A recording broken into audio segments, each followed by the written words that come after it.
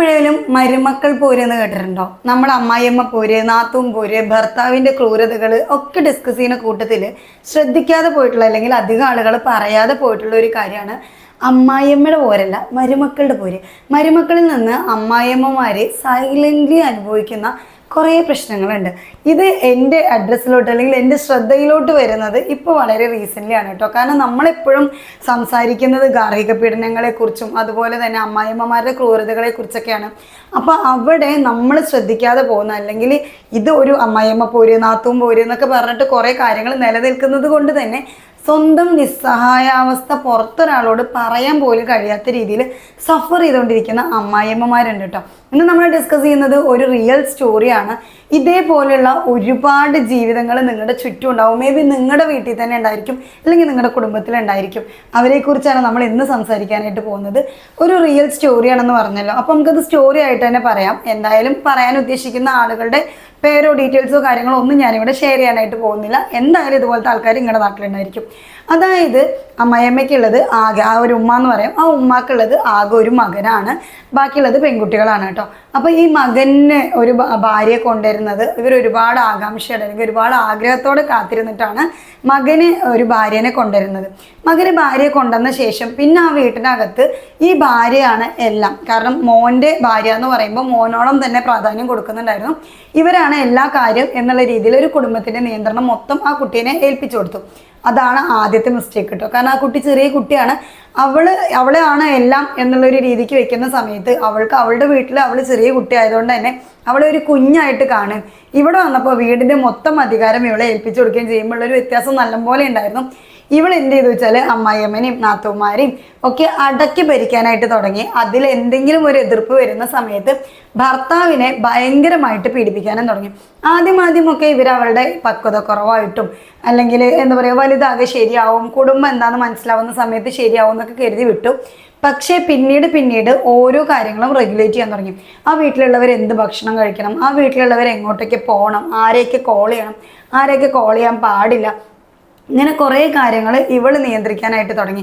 And ഇവളുടെ gradually എല്ലാവരും കരുതിയത് എന്താ വെച്ചാൽ ഒരു കുഞ്ഞാവുന്ന സമയത്ത് ഓൾ കുറച്ചും കൂടെ മെച്ചൂർഡ് ആവും എന്നുള്ളതായിരുന്നു. സാധാരണ വലിയ ഐഡിയ ഒന്നും ഇല്ലാത്ത സാധാരണ വീട്ടുകാരൊക്കെ തിങ്ക് ചെയ്യുന്നത് പോലെ തന്നെ. ആൻഡ് ഓൾക്കൊരു കുഞ്ഞായി അവളേനെയും അവളുടെ കുഞ്ഞിനെയും ഈ പറയുന്ന അമ്മായിയമ്മ പൊന്നു പോലെ നോക്കി. അവളുടെ കുഞ്ഞ് വളർന്ന് വലുതാവുന്നത് വരെ നോക്കി. അങ്ങനെ 2-3 മക്കളായി. അവരെയൊക്കെ ഈ അമ്മായിയമ്മ നല്ല രീതിക്ക് തന്നെ നോക്കി. ഒരു മൊമെൻറ്റിൽ അപ്പോഴൊക്കെ എന്താ വെച്ചാൽ ഇവൾക്ക് ഇവളുടെ ഇഷ്ടത്തിന് യാത്ര ചെയ്യാൻ പറ്റുമായിരുന്നു, ഹസ്ബൻഡുമായിട്ട് കറങ്ങാൻ പറ്റുമായിരുന്നു. കാരണം കുഞ്ഞിനെയൊക്കെ നോക്കുന്നത് അമ്മായിയമ്മയല്ലേ. ഹസ്ബൻഡുമായിട്ട് കറങ്ങാൻ പറ്റുമായിരുന്നു. ഇവളുടേതായിട്ടുള്ള എല്ലാ എൻജോയ്മെൻറ്റ്സും ഫ്രീഡവും ഒക്കെ അവിടെ പോസിബിൾ ആയിരുന്നു. കുറച്ച് സമയം കഴിഞ്ഞ സമയത്ത് അമ്മായിയമ്മയ്ക്ക് വയ്യാതെ ആവുന്ന അമ്മായിയമ്മ സൈഡാവുന്നു. അന്നാണ് യഥാർത്ഥത്തിൽ വീട് നോക്കുക എന്ന് പറഞ്ഞാൽ ഇതൊന്നുമല്ല, ഇതിങ്ങനെയൊന്നും അല്ലടേ എന്ന് പറയില്ല. അതായത് വീട്ടിൽ ഒരുപാട് ജോലികളുണ്ടാവും, അതേപോലെ അമ്മായിയമ്മയ്ക്ക് ഒരുപാട് കാര്യങ്ങൾ ചെയ്തു കൊടുക്കാനുണ്ടാവും. ഈ വയ്യാതെ കിടക്കുന്ന ഒരു സ്ത്രീയെ സംബന്ധിച്ചിടത്തോളം ജോലി ചെയ്യാൻ പറ്റില്ല. അങ്ങനെ വന്ന സമയത്ത് ഇതും വീടിൻ്റെ ഉത്തരവാദിത്വങ്ങളിൽ പെടുന്നതാണ് എന്ന് മനസ്സിലാക്കിയ ആ ഒരു കുട്ടീനെ സംബന്ധിച്ചിടത്തോളം ഓൾക്ക് പിന്നെ അവിടെ തുടർന്ന് പോകാനായിട്ട് പറ്റാതെ അവൾ അമ്മായിയമ്മേൻ്റെ അടുത്ത് തർക്കിക്കാൻ തുടങ്ങി. ഞാൻ നിങ്ങളെ നോക്കിയില്ലേ, മരുമക്കളെ സംബന്ധിച്ചിടത്തോളം ഒരു ബാധ്യതയൊന്നുമില്ല അമ്മായിയമ്മനെ നോക്കുക എന്നുള്ളത്, ഇത് ഞാൻ നിങ്ങൾക്ക് തരുന്ന ഔദാര്യമാണ്, മര്യാദയ്ക്ക് എഴുന്നേറ്റ് ജോലി ചെയ്തോ എന്നൊക്കെ പറഞ്ഞ് ഒച്ചയും ബഹളമായി. എന്തിനു കൂടുതൽ പറയുന്ന ആ ഉമ്മനെ തല്ലുന്നൊരു സിറ്റുവേഷൻ വരെ ഉണ്ടായിട്ടുണ്ട്. ആൻഡ് ഓരോ തവണ ഒച്ചയും ബഹളം ഉണ്ടാക്കുമ്പോഴും ഇവർ അത്യാവശ്യം ഫാമിലിയിൽ നല്ലപോലെ നിന്ന് പോകുന്ന ഒരാളുകളായതുകൊണ്ട് തന്നെ ഇവരെ സംബന്ധിച്ചിടത്തോളം ഇവരിതൊന്നും പുറത്തേക്ക് കേൾക്കരുത്, അല്ലെങ്കിൽ പുറത്തുള്ളവരിതൊന്നും അറിയരുത്, അങ്ങനെയൊക്കെ വിചാരിക്കുന്ന ആൾക്കാരായിരുന്നു. ആൻഡ് ഇവരിത് ഹോൾഡ് ചെയ്ത് വെക്കും തോറും ഇവളെ സംബന്ധിച്ചിടത്തോളം ഇവൾ ഒച്ചയിട്ട് കഴിഞ്ഞാൽ ഇവർ ഹോൾഡ് ചെയ്യും, ഇവർ അടങ്ങും. അപ്പോൾ അതുകൊണ്ട് എന്ത് ചെയ്യും, ഇവൾ നന്നായിട്ട് ഒച്ചയിടും. ഓരോ കാര്യങ്ങൾക്ക് ഇവൾ നന്നായിട്ട് ഒച്ചയിടും. പിന്നെ വേറൊരു കാര്യം എന്താ വെച്ചാൽ മക്കളെ തല്ല, മക്കളോട് അതായത് അമ്മായിയമ്മ എന്തെങ്കിലും ഒരു കാര്യം പറഞ്ഞാൽ അല്ലെങ്കിൽ ഹസ്ബൻഡ് എന്തെങ്കിലും ഒരു കാര്യം പറഞ്ഞാൽ നേരെ പോയിട്ട് മക്കളെ തല്ല.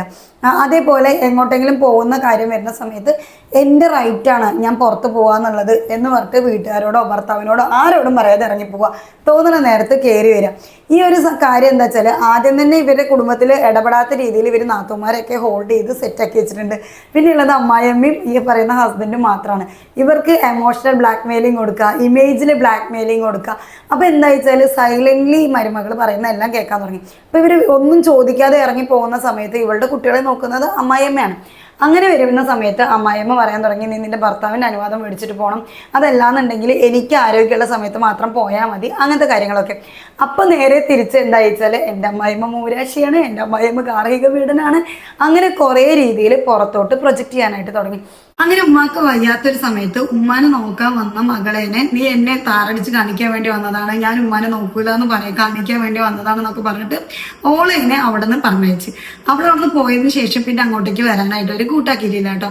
ആൻഡ് ഈ ഒരു ഗതികേട് താങ്ങാനാവാതെ വന്ന സമയത്ത് ഉമ്മ എന്ത് ചെയ്തു വെച്ചാല് മോനോട് പറഞ്ഞു, നീ ഒന്ന് നിന്റെ ഭാര്യനെ ഉപദേശിക്കണം എന്നുള്ള രീതിയിൽ. അങ്ങനെ മോൻ ഉപദേശിച്ചപ്പോൾ നിന്ന് മകനെ ഫുള്ള് തെറി വിളിക്കാൻ തുടങ്ങി.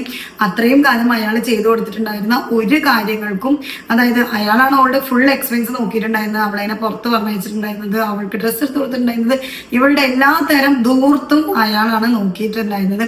എന്നിട്ടും അയാളോട് പറയാൻ തുടങ്ങി, ഞാൻ നിന്റെ കോടതി കയറ്റും, ഞാൻ അങ്ങനെ ചെയ്യും ഇങ്ങനെ ചെയ്യുന്ന പറഞ്ഞിട്ട് അയാൾ ഫുള്ള് ഭീഷണിപ്പെടുത്താൻ തുടങ്ങി. ഈ ഒരു അവസ്ഥയും കൂടെ ആയി കഴിഞ്ഞപ്പോഴേക്കും അയാൾക്ക് തീരെ ടോളറേറ്റ് ചെയ്യാൻ പറ്റാത്തൊരവസ്ഥയായി. അങ്ങനെ ഒന്നും രണ്ടും പറഞ്ഞ് ഇവർ തമ്മിൽ വഴക്കായി കേസ് പലതവണ ഒത്തുതീർപ്പ് ചർച്ചകളിലോട്ട് പോകാനായിട്ട് തുടങ്ങി. ഈ ഒത്തുതീർപ്പ് ചർച്ചകൾ എത്രമാത്രം മുന്നോട്ട് പോകുന്നോ അത്രമാത്രം അവളുടെ ക്യാരക്ടർ വേസ്റ്റ് ആവാനായിട്ട് തുടങ്ങി. വേസ്റ്റ് ആയിട്ട് അവസാനം അതൊരു ഡിവോഴ്സിന്റെ വക്കിൽ വരെ എത്തിക്കഴിഞ്ഞ സമയത്ത് അവസാനം ഇവരുണ്ടാക്കിയ ഈ പ്രോബ്ലംസോ അല്ലെങ്കിൽ ബാക്കിയുള്ള കാര്യങ്ങളോ ഒന്നും മാറ്ററായിട്ട് വന്നില്ല. അമ്മായിയമ്മയായിരുന്നു പ്രതി. അതായത് എല്ലാം ഈ അമ്മായിയമ്മ ഉണ്ടാക്കിയിട്ടുള്ള പ്രശ്നങ്ങൾ കാരണം കൊണ്ടാണ് ഞങ്ങളുടെ ബന്ധം ഇങ്ങനെ ആയതെന്നാണ് മരുമകൾ സമർത്ഥിക്കാൻ തുടങ്ങിയത്. ചുരുക്കി പറഞ്ഞാല് ഒരു മകളെ കൊണ്ടുവരാൻ വേണ്ടി എഫേർട്ട് എടുത്ത, അവരുടെ പ്രസവം നോക്കിയ, അവരുടെ മക്കളെ നോക്കിയ, ഈ മകനെ നോക്കി വളർത്തി വലുതാക്കിയ ആ ഉമ്മയാണ് അവസാനത്തിൽ കുറ്റക്കാരിയായത്. എല്ലാം കൊണ്ടും നാട്ടുകാരുടെ മുന്നിലും വീട്ടുകാരുടെ മുന്നിലും അതുപോലെ കുടുംബക്കാരുടെ മുന്നിലും എല്ലാം ഈ ഒരു പെൺകുട്ടി അവരെ വില്ലത്തിയായിട്ട് ചിത്രീകരിച്ചു എന്നുള്ളതാണ്. നിങ്ങൾ മനസ്സിലാക്കേണ്ടുന്ന ഒരു കാര്യം എന്താ വെച്ചാല്, സ്ത്രീകളെ സംബന്ധിച്ചിടത്തോളം ഞാനും ഈ പറയുന്ന സ്ത്രീപക്ഷത്തിൽ നിൽക്കുന്ന ഒരാൾ തന്നെയാണ്. നമ്മൾ സ്ത്രീകൾക്ക് അത്യാവശ്യമായിട്ട് ജോലി ചെയ്യാനുള്ള ഫ്രീഡം വേണം, പഠിക്കാനുള്ള ഫ്രീഡം വേണം, വീട്ടിനകത്തുനിന്ന് നമുക്ക് സമാധാനം വേണം, ഗാർഹിക പീഡനം ഒരു തരത്തിലും നമ്മൾ സപ്പോർട്ട് ചെയ്യില്ല, ഇതെല്ലാം ഓക്കെയാണ്. പക്ഷെ അതിന്റെ അർത്ഥം നമ്മൾ ജന്മം കൊടുത്ത നമ്മുടെ മക്കളെ നോക്കാനുള്ള ജോലിക്കാരിയായിട്ട് നമ്മുടെ ഉമ്മമാരെ കാണാം. അതല്ലാന്നുണ്ടെങ്കിൽ അവർക്ക് നമ്മുടെ മേലെ നമ്മൾക്ക് നമ്മുടെ കാര്യങ്ങളൊക്കെ ഈസി ആക്കാനുള്ള ഒരു എക്യുപ്മെന്റ് ആയിട്ട് ഉമ്മാനെ കാണാം. അതിനെന്തെങ്കിലും ചോദ്യം ചെയ്യുന്ന സമയത്ത് അവരുടെ മേലോട്ട് കുതിര കയറുക, അവർക്ക് വയ്യാത്ത സമയത്ത് അവരെ നോക്കാതെ നമ്മൾ നമ്മുടെ ജോലി നോക്കി പുറത്തു പോകുന്നത് അവകാശമായിട്ട് കാണാം. ഇങ്ങനെയൊന്നുമല്ല നിങ്ങൾ നിങ്ങളുടെ അവകാശം നേടിയെടുക്കേണ്ടത് കേട്ടോ. അതായത് നിങ്ങളുടെ റെസ്പോൺസിബിലിറ്റിയാണ് നിങ്ങളുടെ മക്കള്, അതുപോലെ തന്നെ നിങ്ങളുടെ ഹസ്ബൻഡിന്റെ റെസ്പോൺസിബിലിറ്റിയാണ് നിങ്ങളുടെ ഹസ്ബൻഡിന്റെ ഉമ്മ എന്ന് പറയുന്നത്. നിങ്ങളുടെ ഹസ്ബൻഡിന്റെ റെസ്പോൺസിബിലിറ്റി ആൾക്ക് ജോലി മറ്റുള്ള കാര്യങ്ങളൊക്കെ ആയിട്ട് നിങ്ങൾക്കും നിങ്ങളുടെ മക്കൾക്കും പ്രൊവൈഡ് ചെയ്യാൻ വേണ്ടിയിട്ട് ആൾക്ക് ആളുടെ റെസ്പോൺസിബിലിറ്റി ഫുൾഫിൽ ചെയ്യാൻ പറ്റുന്നില്ല എന്നുണ്ടെങ്കിൽ നിങ്ങൾക്ക് എന്തുകൊണ്ട് നിങ്ങളുടെ ഹസ്ബൻഡിന്റെ റെസ്പോൺസിബിലിറ്റി ഏറ്റെടുത്തുകൂടാ? അതായത് നമ്മുടെ ആരുമില്ലാത്ത അല്ലെങ്കിൽ നിങ്ങളുടെ ഉമ്മയായിട്ട് അല്ലെങ്കിൽ നമ്മളുമായിട്ട് യാതൊരു ബന്ധവും ഇല്ലാത്ത ഒരു ഹോസ്പിറ്റലിൽ കിടക്കുന്ന ഏതോ ഒരു നഴ്സ്, ഈ പകുതി നഴ്സുമാർ നമ്മളെ ശുശ്രൂഷിച്ചിട്ടുള്ള ആൾക്കാരുടെ അല്ലെങ്കിൽ നമ്മൾ ട്രീറ്റ് ചെയ്തിട്ടുള്ള ടേക്ക് കെയർ ചെയ്തിട്ടുള്ള നഴ്സുമാരുടെ പകുതി ആൾക്കാരുടെ പേരോ മുഖോ ഒന്നും നമുക്ക് ഓർമ്മ ഉണ്ടാവില്ല. ഈവൻ അതുപോലെയുള്ള നഴ്സുമാര് നമ്മുടെ മലവും മൂത്രവും ചെലവും ഒക്കെ അവര് വൃത്തിയാക്കി നമ്മളെ ടേക്ക് കെയർ ചെയ്യുന്നുണ്ട് എന്നുണ്ടെങ്കിൽ നിങ്ങളുടെ ഹസ്ബൻഡിന്റെ ഉമ്മയല്ലേ, ആ ഉമ്മ ഉള്ളതുകൊണ്ടല്ലേ ഹസ്ബൻഡ് ഉണ്ടായേ, അതുകൊണ്ടല്ലേ നിങ്ങൾക്ക് അവരെ കിട്ടിയത്. അവരെ ഒന്ന് നോക്കുന്നത് കൊണ്ട് യാതൊരു പ്രശ്നമുണ്ടെന്ന് എനിക്ക് ഇതുവരെ തോന്നിയിട്ടില്ല കേട്ടോ. അത് എന്റെ റെസ്പോൺസിബിലിറ്റി അല്ല, ഞാൻ നിങ്ങൾക്ക് ചെയ്തു തന്നിട്ടുള്ള ഔദാര്യമാണ്, നിങ്ങൾ അനുഭവിച്ചോ എന്ന് പറഞ്ഞിട്ട്, അല്ലെങ്കിൽ അങ്ങനെ അവരെ നോക്കി എന്നുള്ളതുകൊണ്ട്, അല്ലെങ്കിൽ അവരൊരു നേരം വയ്യാതെ കടന്നു എന്നുള്ളതുകൊണ്ട് നിങ്ങളുടെ ദേഷ്യം മൊത്തം അവരുടെ മേലെ തീർക്കുന്ന ഒരു സിറ്റുവേഷൻ ഉണ്ടെങ്കിൽ സൈലന്റ്ലി ഇത് പല അമ്മായിയമ്മമാരും സഹിക്കുന്ന ഒന്നാണ്. അവർക്ക് വയ്യാതെ ആവുന്നത് വരെയൊക്കെ പിന്നെയും അവരെ പിടിച്ചെടുത്തും, അവർക്ക് വയ്യാതെ ആയി കഴിഞ്ഞാൽ പിന്നെ അവരെ റെഗുലർലി കുത്തി നോവിക്കുന്ന ഒരവസ്ഥ.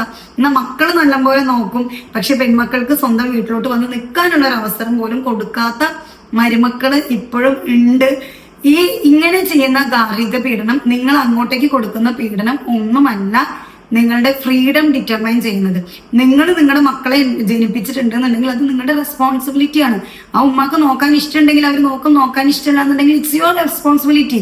അത് നിങ്ങൾ ടേക്ക് കെയർ, അത് നിങ്ങൾ എടുക്കണം. അതല്ലാണ്ട് എൻ്റെ വീട്ടിൽ 2-3 കുട്ടികളുണ്ട്, ആ കുട്ടികളെ നോക്കാൻ പോലും ആ തള്ള ഒന്നും സഹായിക്കുന്നില്ല എന്ന് പറയുകയാണെങ്കിൽ ആ തള്ളയെ നോക്കാൻ നിങ്ങൾ മുൻകൈ എടുത്തിട്ടില്ല എന്നുള്ളതാണ് അതിന്റെ കാരണം.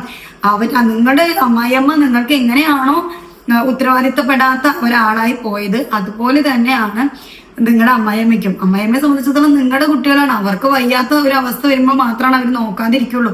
അവർക്ക് വെയ്ക്കണ സമയത്ത് അത്രയും ഞാൻ മനസ്സിലാക്കിയെടുത്തോളം മകന്റെ മക്കൾ എന്ന് പറയുന്നത് ഉമ്മമാർക്ക് ഭയങ്കര പ്രിയപ്പെട്ടതായിരിക്കും. അതുപോലെ മകളുടെ മക്കൾ എന്ന് പറയുന്നത് ഉമ്മമാർക്ക് ഭയങ്കര പ്രിയപ്പെട്ടതായിരിക്കും. ചില ഉമ്മമാർ കമ്പയർ ചെയ്യും, അല്ലെങ്കിൽ ഏറ്റക്കുറച്ചിലുകൾ കാണിക്കും, ഇതൊക്കെ ഉണ്ടായിരിക്കും. അല്ലെങ്കിൽ അമ്മായിമ്മപ്പോര് കാണിക്കുന്ന ഉമ്മമാരുണ്ടായിരിക്കും, ഇതൊക്കെ ഉണ്ടായിരിക്കും. ഇതൊക്കെ ഉണ്ട്, കീപ് ഇറ്റ് അപ്പാർട്ട്. ഇതുപോലെയുള്ള കൈൻഡ് ഓഫ് മരുമക്കളും ഉണ്ട്. അപ്പോൾ മരുമക്കളോടും കൂടെയാണ് പറയുന്നത്, നിങ്ങളുടെ റെസ്പോൺസിബിലിറ്റീസ് നിങ്ങൾ ഫുൾഫിൽ ചെയ്യാൻ ശ്രമിക്കുക. അതേപോലെ നിങ്ങളുടെ ഹസ്ബൻഡിന്റെ റെസ്പോൺസിബിലിറ്റീസ് അയാൾക്ക് ഫുൾഫിൽ ചെയ്യാൻ പറ്റുന്നില്ലെങ്കിൽ കഴിവിന്റെ പരമാവധി നിങ്ങളൊന്ന് ഏറ്റെടുത്ത് നോക്കുക, ഒന്ന് ശ്രമിച്ചു നോക്കുക. അയാളുടെ ഉമ്മയാണല്ലോ, ആ ഒരു രീതിക്ക് നിങ്ങൾ കണ്ടാൽ മതി. അപ്പോൾ അത് നോക്കുക. ചില ഭാര്യമാരെ സംബന്ധിച്ചിടത്തോളം ഭർത്താവിനെ നോക്കാൻ തന്നെ അവർക്ക് സമയമില്ല. അവരിങ്ങനെ അവരുടേതായ ഒരു ലോകത്ത് ഒഴുകി നടക്കുന്ന ആൾക്കാരാണ്. പിന്നെ ഭർത്താവിന്റെ ഉമ്മേനെ നോക്കുമോ എന്നുള്ള രീതിയും കൂടെ ഇന്നത്തെ ഒരു ജനറേഷനിൽ വല്ലാതെ കണ്ടുവരുന്നുണ്ട്. ഇൻഡിപെൻഡന്റ് ആവുക അല്ലെങ്കിൽ സെൽഫ് റെസ്പെക്ട് ഉണ്ടാവുക എന്ന് പറയുന്നത് സ്വാർത്ഥതയല്ല. നിങ്ങൾ നിങ്ങളെ തന്നെ കാണുന്നതല്ല ഇൻഡിപെൻഡൻസ് എന്ന് പറയുന്നത്.